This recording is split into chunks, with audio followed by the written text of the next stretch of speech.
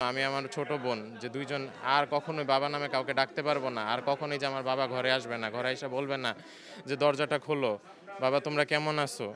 আমার যে কখনোই পড়াশোনার খবর নিবে না। আমার বাবা প্রত্যেকটা দিন সকালে উঠে আমাকে ঘুম থেকে উঠাইতো, ফজরের নামাজ পড়ার জন্য উঠাইতো। আমি অনেক ফোন দিছি, ফোন রিসিভ করে নাই।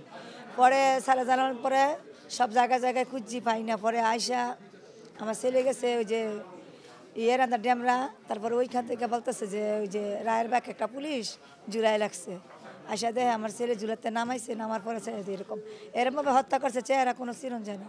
সরকার যাবে সুষ্ঠু বিচার চাই, তারপরে আমাদের তো সংসার শেষ হই, ছেলে মেয়ে আছে, তার সরকার যদি আমাদের একটু দেখে। আমাদের দাবি তো যেটা আমরা দাবি করব সেটা তো কেউই দিতে পারবে না। আমাদের যদি একটাই দাবি থাকতো সেটা হচ্ছে আমাদের বাবাকে যদি কোনোভাবে ফিরাই দিতে পারতো কেউ, এটাই আমাদের দাবি।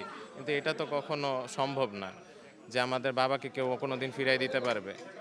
এটাই তো আমাদের দাবি এখন যে আমার বাবাকে কেউ যদি ফিরাই দিতে পারে সেটাই আমাদের সবচেয়ে বড় দাবি। কিন্তু এটা তো কখনোই সম্ভব না। কিন্তু এখন আরেকটা দাবি করতে পারি যে যারা আমার বাবাকে এরকম নৃশংসভাবে মারছে তাদের যাতে বিচার হয়। আর পরপারে তো অবশ্যই মহান আল্লাহ তাআলা তার বিচার করবেনই। এরকমভাবেই যাতে করে, এর চেয়েও নৃশংসভাবে যাতে তাদের বিচার করে আল্লাহ। কারণ আমার বাবা কখনো আমার জানা মতে কারো কোনো ক্ষতি করে নাই। তিনি টুরিস্ট পুলিশে কর্মরত ছিলেন। টুরিস্ট পুলিশের কাজ কখনোই না যে কোনো মিছিল, মিটিং, সমাবেশে যাওয়া। তারা টুরিস্টদের নিয়ে কাজ করত। এইরকমভাবে যে মারা হবে তাকে কখনোই চিন্তা করতে পারি নাই।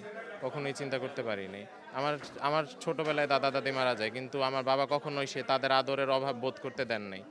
এখন যে আমরা সারা জীবনের জন্য আমি আমার ছোট বোন যে ২ জন আর কখনোই বাবা নামে কাউকে ডাকতে পারবো না। আর কখনোই যে আমার বাবা ঘরে আসবে না। ঘরে আইসা বলবে না যে, "দরজাটা খোলো। বাবা তোমরা কেমন আছো?" আমার যে কখনোই পড়াশোনার খবর নিবে না। আমার বাবা প্রত্যেকটা দিন সকালে উঠে আমাকে ঘুম থেকে উঠাইতো, ফজরের নামাজ পড়ার জন্য উঠাইতো। আমার বাবা একটু যদি দেরি হয় আমার কোথাও যাইতে তিনি বাইক দিয়ে নামায় দিয়ে আসতেন। এখন তো কেউ যাবে না। এইরকম আদর কেউ করবে না। আমাদের যে কারো আমাদের প্রয়োজন যেগুলো সবই তো আমাদের বাবা ছিল।